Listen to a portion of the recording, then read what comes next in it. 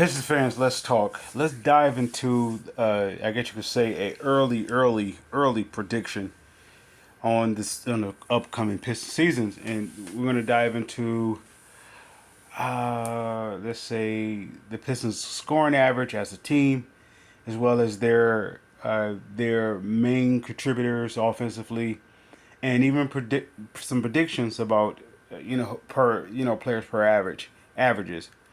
And I'm going to go on a stretch and say I start off with out the gate by saying that Jalen Duran and Asar Thompson will be the two most improved players. The two most improved players. Okay, considering, or let's say, barring them not being injured, them being completely healthy, they will both be most improved. And I give both of them an average of 15 per game. I actually going to also state that I have a starting lineup, a prediction of a starting lineup. I would. It of course it depends on if we're going to say if the team is at a standstill and this is going to the team where what is currently assembled as, let's say if that is the roster starting out the gate of the regular season, I would start right now. Let's say if Holland is Ron Holland ready to go, ready to contribute on a consistent basis. In other words, consistently be. He's going to be a rookie. He's going to make his mistakes. At the same time, if he can consistently compete and not be overwhelmed or overmatched by opponents, they would be to determine that through the practices and so forth. Let's say if he's ready to go, then I will start him. I will start him along with Asar Thompson, and I will start him also, of course, K, Tobias, and Duran. That will be my starting five. If Ron Holland is not ready to go, then I'm starting Ivy. If Ron Holland is not ready, I'm starting Ivy. And of course, we're going to we just saying if the roster is what it is. If it's stand at a standstill, and this is what they're going into it with, no other additions as of the start of the season. I'm going to give out an average of what I'm going to predict what Duran if Ron Holland is not in the lineup. Here's my prediction for Duran. Duran is going to give you 15 and at least 12, 15 and 12, or you could, definitely a double double. But I'm going to give him a point per game as 15. Why I said that, because if he can give me, as of last year, on a roster, I mean, well, I won't even say the roster. The problem, the Pistons last year wasn't their roster; it was a self implosion. I'm going to say this, and I could be this really swinging for the fences out, just really out there with this one. I believe Monty Williams was here to get Troy Weaver fired. And of course, there was a few other sabotaging situations that also put fuel to the fire, like the heckling fan. I believe that was a plant. I also believe that there was a disengagement between Troy Weaver and, say, Dwayne Casey. I believe that Troy Weaver was just the odd man out. So I believe Monty Williams, the way he did it, or where it was told to him to do it, if I'm listening to Greg Kelser's respond correctly, he stated that they won 14 games and they lost like over so many other games, right? And if you losing that many games, you're finding ways to lose. So I'm saying that's a plant. That's a sabotaging. Now, of course, he don't mind. He got paid 65 million to do it.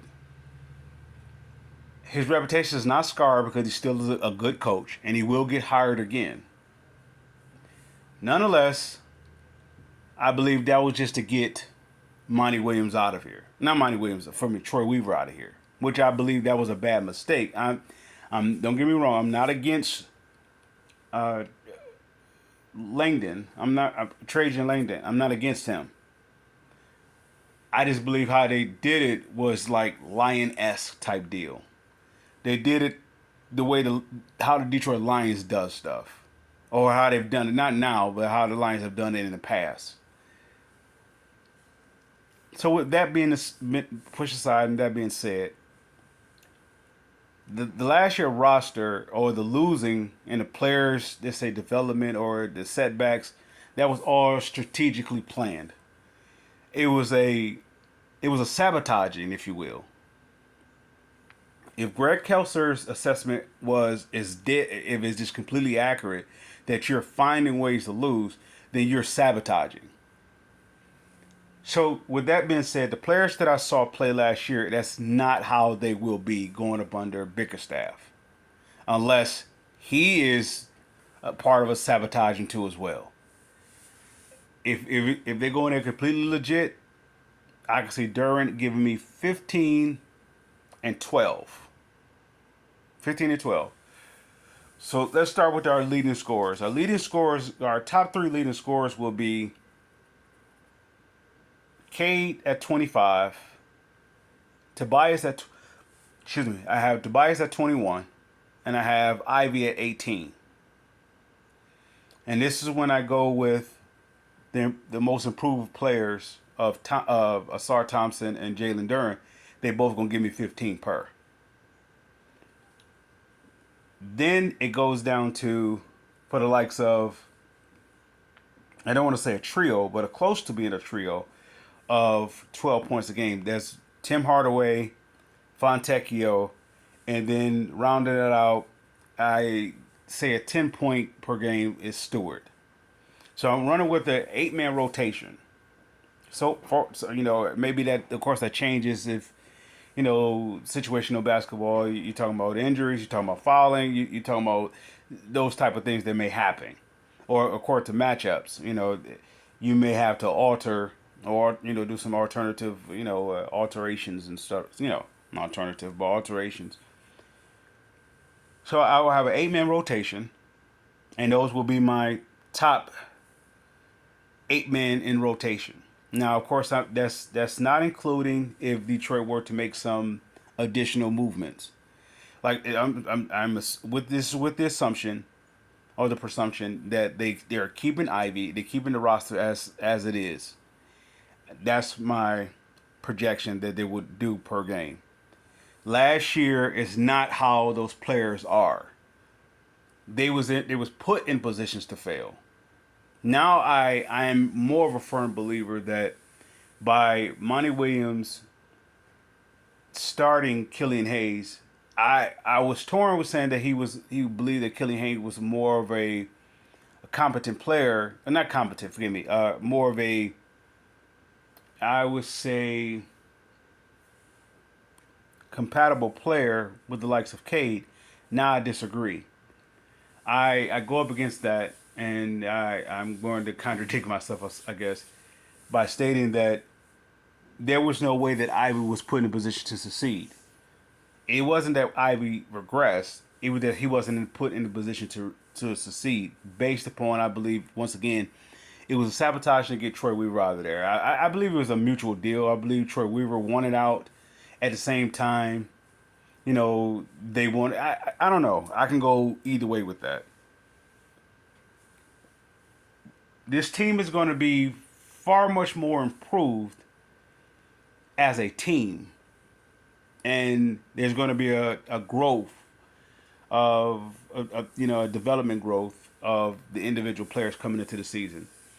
It was part of the plan, and it was like a Detroit Lions type of typical move that they would do, how they would do a season.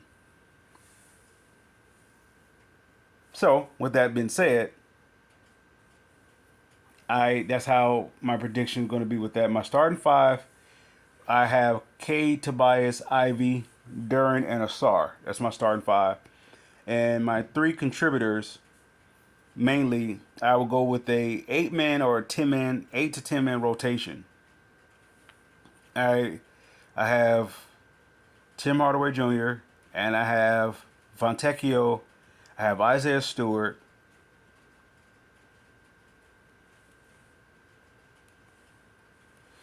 As my main 8. Now, if Ivy gets traded or if they add another free agent or another trade, whatever, that kind of alters a few things. But as of right now, that will be my starting five. That will be my most improved players, and that will be I guess I would say my averages for my scoring leading averages. Pistons fans, I salute. Oh, before we go, I'm going to say that once again, that's saying that Ron Holland is not part of the rotation because he's not ready to be consistent. I'm looking at Bickerstaff to be a veteran type of coach, not someone. I'm going to say that they're going to give him the reins to be able to coach the way he has done it in past, very specifically how he done it in Cleveland. If that's the indication, if they let him go ahead and do it, he's going to play his top players first. He's not going to play. I don't believe he's going to play favorites or just because they're young, they need to get their playing time. He's going to play those who are ready to play. If that's the approach, I'm going to say this team is going to do a complete turnaround in a matter of no time at all. And I don't even give this team 2 years to turn it around. If they give him the range to be able to come in and be able to just play the best players, no, you know, catering towards this or catering towards that because they was a top pick or not top pick or they up for a contract, they up for this. If they allow him to play the best players, those what I gave you, the top eight would be that would be his rotation. Of course, you can stretch it out to 10. You would add Sasser, and you would add maybe the likes of Holland, if you will. That'll be a 10-man rotation. But as of now, I can go with just that because I'm imagining Asar is going to play sort of like him and Fontecchio is going to play like a cross match, if you will. Fontecchio is going to play 3-4, and I could see Asar Thompson playing 2-3, or maybe 1-3. It depends on if he's on the floor with Fontecchio or if he's on the floor with Holland. It depends, and of course, talking about matchups, I believe he's going to have the key assignment to take on one of the key wings, or if not, if they have multiple wings that they're going up against, then of course you could have Fontecchio to play it also. So this team is going to be very versatile. It's going to be hard to match up again. You're going to really have to shoot the Pistons out of it. I believe that if Bickerstaff is able to do what if he's allowed to do what he is, this team is going to be an all-out hustling team. Yet they're going to score points, but it's going to be off of hustle. It's going to be typical Piston basketball. So, yeah, I guess that will be it. I see this team turn around getting 40 wins. I don't. Last year wasn't an indication how this team is. Last year was an indication of a sabotaging. It was. It wasn't allowed to be successful. Once again, if you only won 14 games, if you lose 68 games, yeah, that was that was intentional. That was definitely intentional. So I don't see that team being nowhere near like that. Nowhere near like that. Troy Weaver did a heck of a job of putting the Pistons in this position. Where they currently are, they have. You could say those who are involved have something to do with it. I disagree. I think this Troy Weaver, this restoration project is actually a success because they have so many ways they can go forward. It's no longer a regression. They can have so many. The only reason why the team didn't have the win losses the way that what they ended up being because it was a personal sabotaging. So this team is not as bad as it was. It was just set up to be bad as it was. That's the inside deal. But anyway, so I look for Bickerstaff to, if they allow him to be Bickerstaff, this team going to be a hustling team. You're going to really have to outshoot the Pistons. That means you're going to have to out hustle them. They're going to play. Their defense is going to be very specifically around the 3 point line. Is going to be It's going to be upgraded. It's going to be much improved. So with that being said, I can see them getting a lot of points off of turnovers.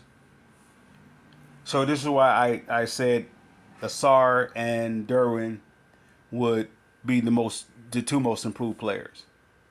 With that being said, Pistons fans, I salute.